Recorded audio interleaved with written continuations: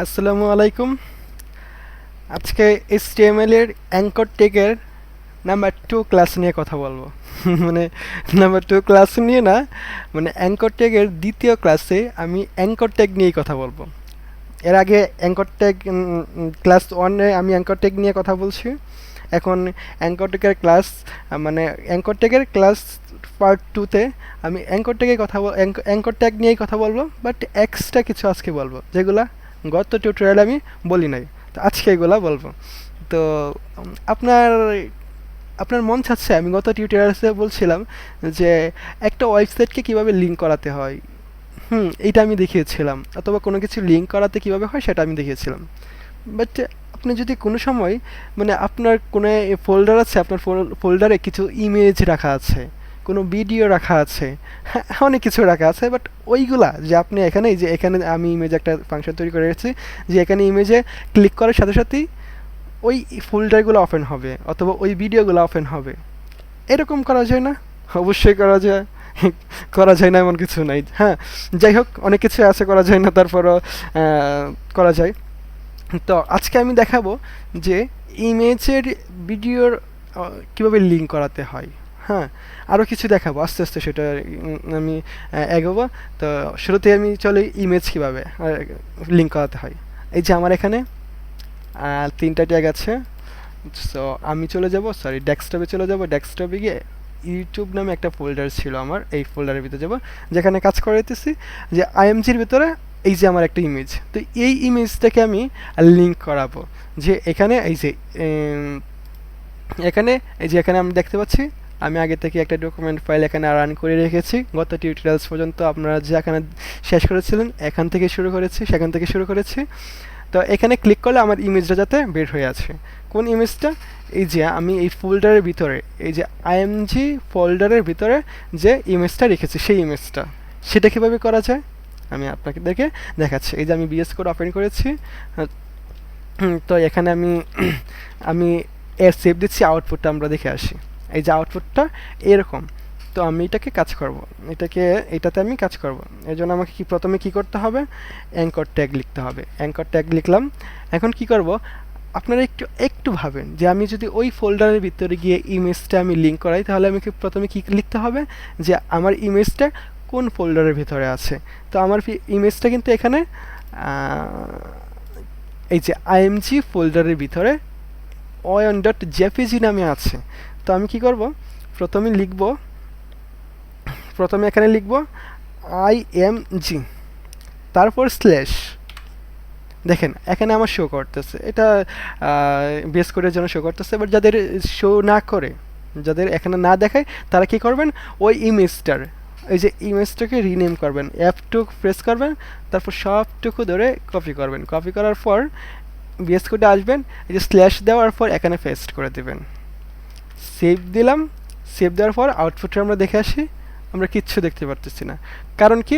এর কারণ হলো আমরা অ্যাঙ্কর ট্যাগের ভিতরে কিছু লিখি নাই। হ্যাঁ, এখানে আমি ইমেজ আইএমজি লিখে দিচ্ছি। আমি আইএমজি ট্যাগ চলে আসছে, এখানে আমি আইএমজি ক্লিক করতেছিলাম, আমি এখানে আইএমজি লিখে দিলাম। এবার সেভ দিলাম। আউটপুটটা দেখি, এই যে আইএমজি। এই দেখেন আইএমজির নিচে কিন্তু একটা অ্যালাইনমেন্ট দেখতে পাচ্ছি, তার মানে এটা লিঙ্ক। এখন যদি আমি এখানে ক্লিক করি, তাহলে আমার ফোল্ডারটা যেখানে ছিল, ওই ফোল্ডারের ভিতরে যে ইমেজটা ছিল, এই ইমেজটা শো করবে। বিশ্বাস হয় না? ওকে, ক্লিক করলাম তাহলে। গুড গাইস, বুম গাইস, দেখতে পাচ্ছি যে আমরা এই ইমেজটা চলে আসছে। এই ইমেজটা কোথায় রেখেছিলাম? এই ইমেজটা এই যে এখানে রেখেছিলাম। তো এইটা এখানেই ওপেন হয়ে গেছে। তো এরকম কিছু করা যায় না যে আমি এখানে ক্লিক করছি, আমি একটু দেখে যাচ্ছি যে আমি এখানে ক্লিক করেছি। আমি এগুলো আপনাদের বোঝার সুবিধার্থে এগুলো কেটে দিচ্ছি। যে আমি আবার দেখাই, এই যে এইখানে কিন্তু আমার ট্যাব ক্লিক করেছি, এই ট্যাবেই কিন্তু ইমেজটা ওপেন হয়ে গেছে, আমার ওই ডকুমেন্ট ফাইলটা কিন্তু হাওয়া হয়ে গেছে। তো এরকম কিছু করা যায় না যে এই মানে এই ইমেজটা আলাদা আলাদা একটা ট্যাব নিয়ে নিউ ট্যাবে ওপেন হবে, এবং যে ব্যাক দিচ্ছি, এই যে এই পেজটা এরকমই থাকবে, বাট যখন আমি এখানে ক্লিক করব, ঠিক এখানে এসে নতুন একটা ট্যাব নিয়ে ওপেন হবে। এরকম করা যায়? চিন্তা করেন, আমি দেখাচ্ছি আপনাদেরকে, কেমন? যাই হোক, তো আমি এর জন্য কি করতে হবে, এর জন্য আমাকে এই যে এখানে দেখতে পাচ্ছি যে আমাদের লিঙ্ক এই ঠিক এইটার পরে, এখানের পরে আমি জাস্ট একটা এট্রিবিউট দিব। এট্রিবিউট হলো যে টার্গেট, এই যে আমরা এখানে টার্গেট চলে আসছে, টার্গেট প্রপার্টিটা আমরা ইউজ করব।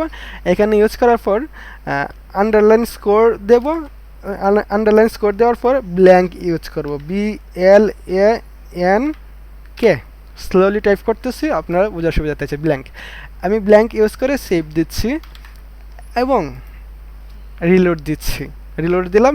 এখন যদি আমি এখানে ক্লিক করি, বুম গাইজ, এই যে দেখতে পাচ্ছেন এটা হলো আমার ডকুমেন্ট পেজ, আর আমার ইমেজটা ওপেন হয়েছে নতুন একটা ট্যাব নিয়ে। আমি আবারও দেখাচ্ছি, এখানে ক্লিক করলাম, এই যে নতুন একটা পেজে ওপেন হয়ে গেছে।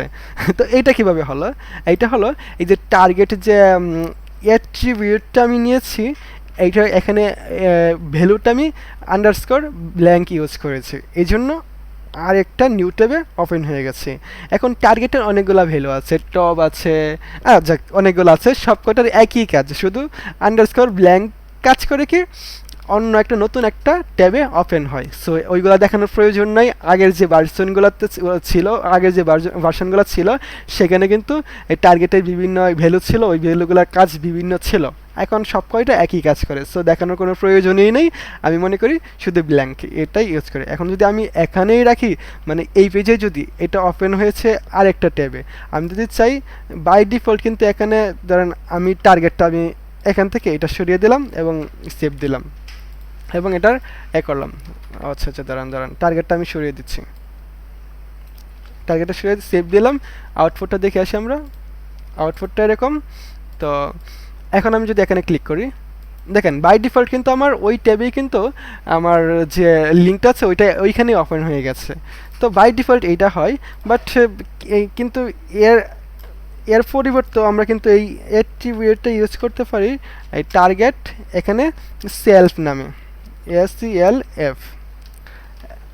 এখন যদি আমি রিলোড দিই এবং ক্লিক করি, সরি এটা তো চলে যাচ্ছে, আচ্ছা এটা মনে হয় চেঞ্জ হয়ে গেছে, যাই হোক ব্যাপার না।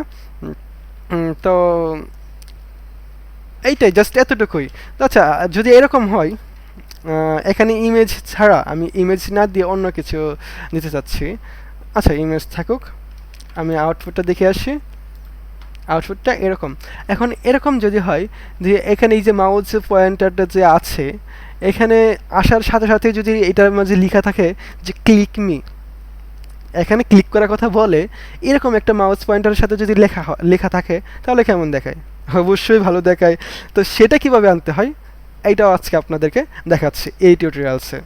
আর এর মাঝে আমি বলে দিচ্ছি যে আমার সিএসএসের ভিডিওগুলো আমার অয়ন রহমান হলুদ চ্যানেলে দেওয়া আছে। তো ওইখান থেকে আপনারা যারা HTML শেষ করেছেন, সিএসএস শুরু করতে চাচ্ছেন, তারা এখান থেকে দেখে নেন। আমি কয়েকটা ভিডিও ছেড়েছি, মেবি 30টার মতো মনে হয়। সেখান থেকে আমি ওই ভিডিওগুলোই মানে দিয়েছি যেগুলো খুব বেশি ইম্পর্টেন্ট, প্রতিটা অংশই ইম্পর্টেন্ট, বাট যেগুলো লাগবে। আমি আরও চেষ্টা করবো সিএসএসের ভিডিও দেওয়ার জন্য। তো এখন HTML ভিডিও দিচ্ছি। যাক, আমরা ছিলাম যে এখানে মাউস পয়েন্টার আসে সাথে সাথে যেতে কিছু একটা লেখা আসে, যে ক্লিক মি লেখাটা আসে। কারণ এখানে অনেকে আছে যে এখানে ক্লিক করব কি করব না, যদি এরকম লেখা থাকে পয়েন্টারটা নেওয়ার সাথে সাথে ক্লিক চলে আসে, খুবই ভালো হয়। তাহলে সেটা কীভাবে আনতে হয় আমি দেখে দিচ্ছি। তো সেটা আনতে হয়, এখানে জাস্ট আপনি আরেকটা অ্যাট্রিবিউট নেবেন, সেটা হলো টাইটেল। এই যে আমরা টাইটেলটা দেখতে পাচ্ছি, জাস্ট টাইটেলটা নিলাম। টাইটেলটা নেওয়ার পর এখন আমি লিখে নেই CLICK,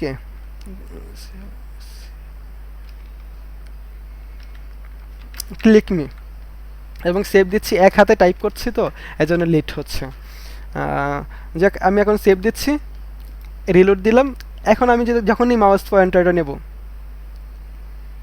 কাজ হলো না, এই বুম গাইস, এই যে দেখতে পাচ্ছি এই যে ক্লিক মি নিচে, এই যে নিচে একটু ওয়েট করি, এই দেখেন ক্লিক মি চলে আসছে।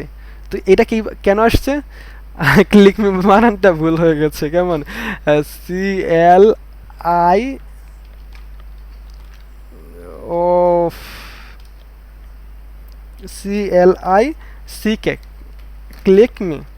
রিলোড দিচ্ছি এবং সেভ দিচ্ছি এবং রিলোড দিচ্ছি, এই যে বুম গাইজ চলে আসছে ক্লিক মি। তো এইটা কিসের জন্য আসছে আমরা বুঝতে পারছি যে এইটা আমি এখানে যে একটা অ্যাট্রিবিউট নিচ্ছি সেটা হলো টাইটেল। এই টাইটেল অ্যাট্রিবিউটের জন্য আমি এখানে দিয়েছি যে ক্লিক মি। এখানে যদি ক্লিক মি ছাড়া আপনি যা ইচ্ছা দেন, যে শুধু ক্লিক রাখে, আপনি যা ইউজ করেন ওইটা ওইখানে শো করবে। রিলোড দিচ্ছি এবং এখানে যাচ্ছি, এই যে দেখেন ক্লিক লেখা, এই যে ছোটো করে লেখা আসছে, আপনারা হয়তো খেয়াল করতেছেন যে ছোটো করে লিখে আসছে ক্লিক। তো একটা লিঙ্কের উপর কীভাবে কোনো টাইটেল অথবা কোনো কিছু আনতে হয় সেটাও আপনাদেরকে আমি আজকে এই ভিডিওতে দেখিয়েছি। তো আশা করি মানে ভিডিওটা এনজয় করবেন এবং আমি খুব শীঘ্রই অ্যাঙ্কর ট্যাগের আরেকটা ভিডিও মানে আপলোড করব, সেটাও এনজয় করবেন।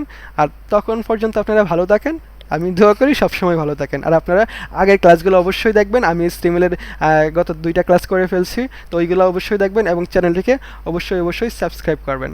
লাইক বাটন চাপতে পারেন, তাতে যদি কিছু যায় আসে চাপার প্রয়োজন নেই, কেমন? তো আজকে এই পর্যন্তই, ভালো থাকবেন, আসসালামু আলাইকুম।